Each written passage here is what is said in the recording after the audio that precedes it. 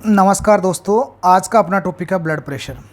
Blood pressure क्या होता है, इसकी वैल्यू कम होने को क्या बोलते हैं, ज़्यादा होने को क्या बोलते हैं, किस तरीके से इसको डिफाइन किया जा सकता है और क्या ही स्वास्थ्य के लिए और हेल्थ के लिए इसका बड़ा रोल होता है।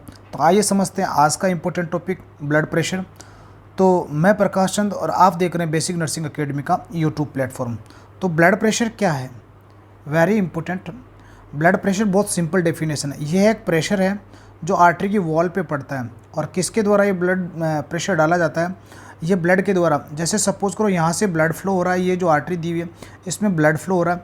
इस ब्लड फ्लो का दो प्रेशर लगेगा यहाँ पर। एक जैसे ही हार्ट कॉन्ट्रैक्ट करेगा तो ये प्रेशर लगेगा, और एक जैसे ही हार्ट रिलैक्स हो जाएगा तो वसल्स क्या हो जाएंगे, कम प्रेशर के साथ में इसको अप्लाई करना पड़ेगा। तो दो प्रकार के प्रेशर यहाँ पर अप्लाई हो रहे हैं। फर्स्ट है डायस्टोलिक प्रेशर, जब हार्ट कौन सी कंडीशन में होता है, रिलैक्स कंडीशन में होता है। दूसरा कौन सा है, सिस्टोलिक प्रेशर, जब हार्ट क्या करता है, कॉन्ट्रैक्ट करता है। सो ब्लड प्रेशर क्या है, ब्लड प्रेशर आर्टरी की वॉल पे डाला हुआ प्रेशर है। आर्टरी की वॉल पे क्या डाला हुआ प्रेशर, दो कंडीशन में, एक हार्ट के कॉन्ट्रैक्शन के टाइम पे है और दूसरा हार्ट के रिलैक्सेशन के टाइम पे है।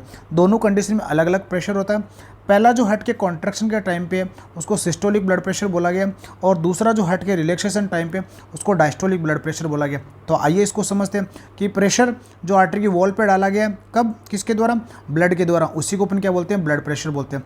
अगर ये हाईएस्ट होता है जब हार्ट क्या करता है, कॉन्ट्रैक्शन करता है, और इस कॉन्ट्रैक्शन वाले प्रेशर क्या बोलते हैं, सिस्टोलिक ब्लड प्रेशर बोलते हैं। और ये कब प्रोड्यूस होता है, ड्यूरिंग वेंट्रिकुलर कॉन्ट्रैक्शन। इसको क्या बोला गया, सिस्टोलिक ब्लड प्रेशर, जो यूजुअली कितना होता है, ये होता है 120/80 mm of 120 mm of Hg होता है। दूसरा जो होता है लोवेस्ट प्रेशर होता है, जिसको डायस्टोलिक ब्लड प्रेशर बोला गया। और ये कब होता है, जब वेंट्रिकल्स क्या होते हैं, रिलैक्स कंडीशन में था। जब वेंट्रिकल्स क्या होते हैं, रिलैक्स कंडीशन में थे। और नॉर्मली ये कितना होता है, 80 mm ऑफ Hg ये होता है। अब दोनों में क्या होता है, एक होता है सिस्टोलिक ब्लड प्रेशर और दूसरा कौन सा है, डायस्टोलिक ब्लड प्रेशर, सेकंड है। सो पल्स प्रेशर, इन दोनों के बीच का जो डिफरेंस होते हैं उसको क्या बोलते हैं, that is called pulse pressure. बहुत इंपॉर्टेंट एग्जाम के पॉइंट ऑफ व्यू से, तो ये ध्यान रखें। अब नॉर्मल जो पल्स प्रेशर है 120 - 80, ये कितना हो गया, 40 mm ऑफ Hg नॉर्मल क्या होता है, पल्स प्रेशर। तो वेरी इंपॉर्टेंट, ब्लड प्रेशर क्या है, ब्लड प्रेशर ब्लड के द्वारा आर्टरी की वॉल पे डाला गया प्रेशर, जिसको अपन क्या बोलते हैं, ब्लड प्रेशर बोला गया। ये दो क्लास में इसको डिवाइड किया गया। हाईएस्ट बीपी होता है, हाईएस्ट बीपी का मतलब होता है कि जब हार्ट कॉन्ट्रैक्शन करता है, जब वेंट्रिकल्स क्या करते हैं, कॉन्ट्रैक्शन करते हैं, तब आर्टरी की वॉल पे क्या डाला जाता है, प्रेशर डाला जाता है। इसको सिस्टोलिक ब्लड प्रेशर बोला गया है। दूसरा है लोवेस्ट प्रेशर, जब हार्ट रिलैक्स कंडीशन में होता है या वेंट्रिकल्स कौन सी कंडीशन में होते हैं, रिलैक्सेशन कंडीशन में होते हैं, तब प्रेशर का अमाउंट कम होता है, तो इसको क्या बोलते हैं, लोवेस्ट प्रेशर बोला गया। और इसको डायस्टोलिक ब्लड प्रेशर बोला गया। Systolic BP 120 mm of Hg होता है, नॉर्मल हेल्दी एडल्ट की बात कर रहे हैं यहाँ पर।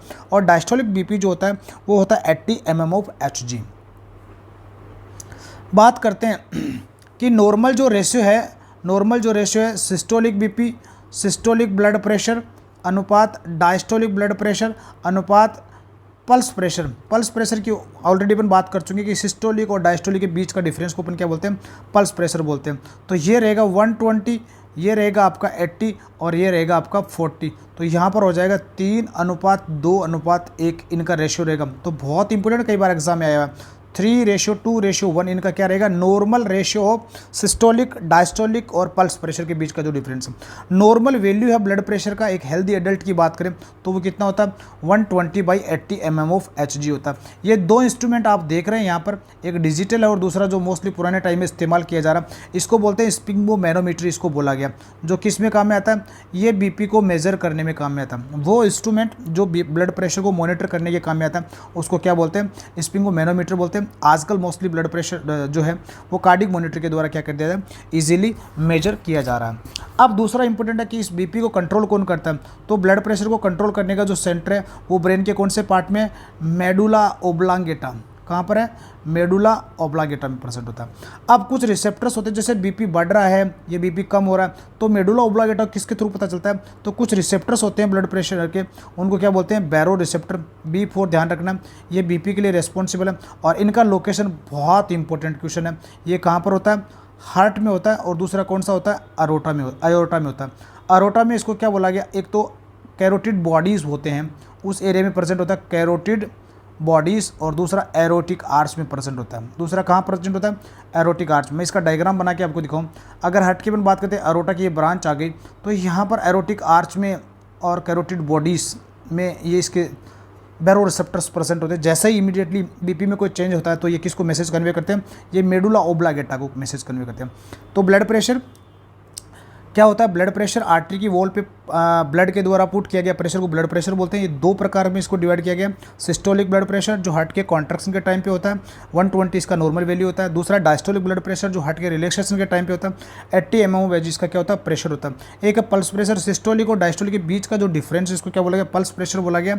ये 120 - 80 कितना, 40 होता है। तो सिस्टोलिक बीपी, डायस्टोलिक बीपी और पल्स प्रेशर का जो रेशियो है वो 3:2 अनुपात कितना होता है, 1 होता है। नॉर्मल जो वैल्यू है ब्लड प्रेशर का वो 120/80 mm/Hg होता है। एक इंस्ट्रूमेंट जो यूटिलाइज किया जाता है बीपी को मेजर करने के लिए, उसको स्प्रिंगो मैनोमीटर बोलते हैं। प्रेजेंटली मोस्टली कार्डियक मॉनिटर का इसके लिए इस्तेमाल किया जाता है। रेगुलेटिंग सेंटर जो है बीपी का वो क्या कहलाएगा, मेडुला ओब्लागेटा कहलाएगा। कुछ रिसेप्टर्स होते हैं जो बीपी में जब भी चेंजेस आते हैं, कम हो रहा है चाहे ज़्यादा हो रहा है, तो सबसे पहले उनको आइडेंटिफाई करने का काम कौन करता है, B4 याद रखना, बैरो रिसेप्टर्स। और ये बैरो रिसेप्टर्स कहाँ पर लोकेटेड होते हैं, ये आयोर्टा में लोकेटेड होते हैं और साथ में हार्ट में लोकेटेड होते हैं। अगर आयोर्टा की बात करते हैं तो एक दो पार्ट है, आयोर्टिक आर्च और कैरोटिड बॉडीज़ में ये मेनली क्या होते हैं, प्रेजेंट होते हैं। अगली बात करते हैं कि बीपी के रेगुलेशन की बात करें कि बीपी को रेगुलेट कौन कर रहा है। एक मैं सेंटर बताया आपको कि मेडुला ओब्लागेटा ब्रेन का एक पार्ट है जो इसको बीपी को कंट्रोल करने का काम करे। अगर शॉर्ट टर्म रेगुलेशन की बात करते हैं तो वेगस नर्व इसको कंट्रोल करती है। अगर वेगस नर्व का स्टिमुलेशन होता है, वेगस नर्व अगर स्टिमुलेट होती है तो वो हार्ट रेट को क्या करती है, वो डिक्रीज करती है, और डिक्रीज होने की वजह से बीपी भी क्या होता है, डिक्रीज होता है। तो शॉर्ट टर्म रेगुलेशन के लिए कौन काम करता है, वेगस नर्व काम करती है। लॉन्ग टर्म रेगुलेशन अगर बीपी की बात करते हैं, रेगुलेटिंग सेंटर कहाँ पर प्रेजेंट होता है, रेगुलेटिंग सेंटर मेडुला ओब्लागेटा, और ये कहाँ पर प्रेजेंट होता है, ब्रेन में प्रेजेंट होता है। लॉन्ग टर्म की बात करते हैं तो इसका मेन जो फ्लूइड और इलेक्ट्रोलाइट का बैलेंस मेंटेन करके लॉन्ग टर्म मेंटेन कौन करता है, ये करता है इसको किडनी, इसका मेन रोल प्ले करता है बीपी को फ्लूइड इलेक्ट्रोलाइट्स के द्वारा किडनी मैनेज करने का। अगर बीपी इंक्रीज हो रहा है कौन कौन सी कंडीशन में, खाने के बाद में बीपी क्या होता है, यूजुअली बढ़ता है, क्योंकि बेसल मेटाबॉलिक रेट क्या होती है, इंक्रीज होती है। तो फूड क्या करता है, बीपी को इंक्रीज करता है। और कुछ इमोशनल कंडीशन, चाहे वो स्ट्रेस हो, एंग्जाइटी हो, फियर हो, इन सब कंडीशन में बीपी क्या हो जाता है, इंक्रीज होता है। ऑर्थोस्टैटिक हाइपोटेंशन बहुत इंपॉर्टेंट है। ऑर्थोस्टैटिक हाइपोटेंशन क्या है कि जैसे ही पेशेंट स्टैंडिंग पोजीशन में जाता है सिटिंग के बाद में, ऐसी कंडीशन में बीपी क्या होता है, बीपी लो होता है। और बीपी लो होने को अपन इसको क्या बोलते हैं, ऑर्थोस्टैटिक, इसको क्या बोला गया, ऑर्थोस्टैटिक हाइपोटेंशन बोला गया। इसको क्या बोल दिया गया, ऑर्थोस्टैटिक हाइपोटेंशन इसको बोला गया। अगला इंपॉर्टेंट जो है कि अगर किसी पेशेंट का ओवर वेट है, ज़्यादा वेट है, तो ऐसी कंडीशन में बीपी क्या होता है, ज़्यादा होता है।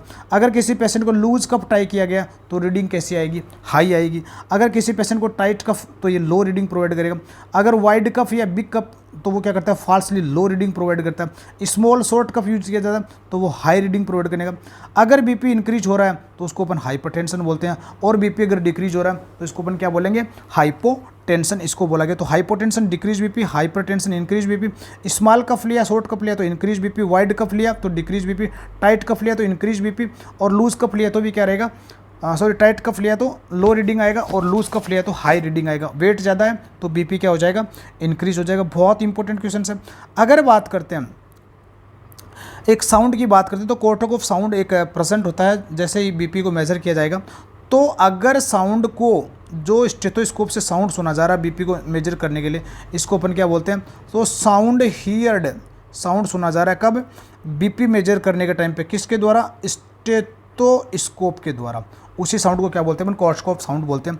Length of BP should be 80% of arm circumference. Arm circumference के जो बीपी कप है वो 80% होना चाहिए, और उसकी विड्थ जो है वो कितनी होनी चाहिए, आर्म सर्कमफेरेंस के 40% होना चाहिए। सो 80 लेंथ और 40% क्या होना चाहिए, विड्थ, किसके, आर्म सर्कमफेरेंस के।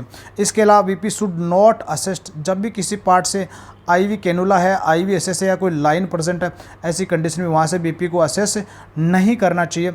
ये एक और इम्पोर्टेंट, लास्ट और इम्पोर्टेंट पार्ट है। देखो बीपी को इंक्रीज होना अपन ने बोला है, बीपी को इंक्रीज होना बोला हाइपरटेंशन, डिक्रीज होना हाइपोटेंशन, डिक्रीज होने क्या बोल दिया, हाइपोटेंशन। अगर सिस्टोलिक बीपी 90 mmHg से नीचे जा रहा है तो इसको अपन क्या बोल सकते हैं, शोक बोला गया, यानी कि बीपी को लो होने में एक सीवियर फॉर्म को अपन क्या बोलते हैं, शोक बोला गया। अब मैं इसको समराइज़ कर रहा हूँ कि ब्लड प्रेशर क्या है। ब्लड प्रेशर वो प्रेशर है जो आर्टरी की वॉल पे डाला जा रहा है। दो प्रकार का है, किसके द्वारा डाला जा रहा है, ब्लड के द्वारा। सिस्टोलिक, जब हार्ट क्या करता है, कॉन्ट्रैक्शन करता है, इसका अमाउंट होता है 120 mm Hg। दूसरा है डायस्टोलिक, जब हार्ट कौन सी कंडीशन में होता है, रिलैक्स कंडीशन में होता है और इसका अमाउंट होता है 80 mHg। तीसरा इंपॉर्टेंट है पल्स प्रेशर, क्या होता है 120 - 80 यानी कि 40 क्या कहलाएगा, पल्स प्रेशर कहलाएगा। ये दोनों के बीच का डिफरेंस है। चौथा इंपॉर्टेंट क्वेश्चन यहाँ पर था कि सिस्टोलिक बीपी अनुपात डायस्टोलिक बीपी अनुपात पल्स प्रेशर, इनका अनुपात होता है 3:2:1। ये भी इंपॉर्टेंट क्वेश्चन है। इसके अलावा अगर बेसल मेटाबॉलिक रेट इंक्रीज हो रहा है तो बीपी बढ़ेगा। अगर बात करते हैं वेट की तो वेट भी इसको इंक्रीज करता है। बात करते हैं इमोशनल स्टेट्स की तो वो भी क्या करता है, इसको इंक्रीज करता है। तो ये सारे इंपॉर्टेंट क्वेश्चंस हैं। अगर बात करते हैं रेगुलेशन की, अगर मेन सेंटर की बात करते हैं तो वो क्या है, मेडुला ऑब्लिगेटा। इसके अलावा शॉर्ट टर्म रेगुलेशन कौन करता है, वेगस नर्व करती है। लॉन्ग टर्म रेगुलेशन कौन करता है, किडनी करता है। अगर बीपी इंक्रीज हो रहा है तो इसको बोलते हैं हाइपर टेंशन, बीपी डिक्रीज हो रहा है तो इसको बोलते हैं हाइपोटेंशन। अगर लॉन्ग टर्म हाइपोटेंशन है या फिर सिस्टोलिक बीपी 90 से कम है तो इसको अपन क्या बोल सकते हैं, शोक बोल सकते हैं। तो बहुत इंपॉर्टेंट है इसका नॉलेज होना। एक प्रकार के पेशेंट की कंडीशन में वाइटल साइंस का मेजर पार्ट है टेम्परेचर, ब्लड प्रेशर और रेस्पिरेशन और पल्स। तो यहाँ पर बीपी का बड़ा रोल रहेगा। एक साउंड जो होता है उसको क्वार्टरकॉफ साउंड बोला गया। वो साउंड किसको बोला गया, जब भी हार्ट के साउंड्स को स्टेथोस्कोप से सुना जा रहा है बीपी को मेजर करने के लिए, तो उस साउंड को अपन क्या बोलते हैं, क्वार्टरकॉफ साउंड बोला गया। तो मैं आशा करता हूँ कि पूरा चैप्टर आपको समझ में आया होगा। Thank you very much. और अपने दोस्तों को शेयर कीजिएगा। आपका एक शेयर और लाइक मुझे मोटिवेट करेगा और अच्छे वीडियो बनाने के लिए मैं और ज़्यादा मोटिवेट होऊंगा। तो thank you very much one and all.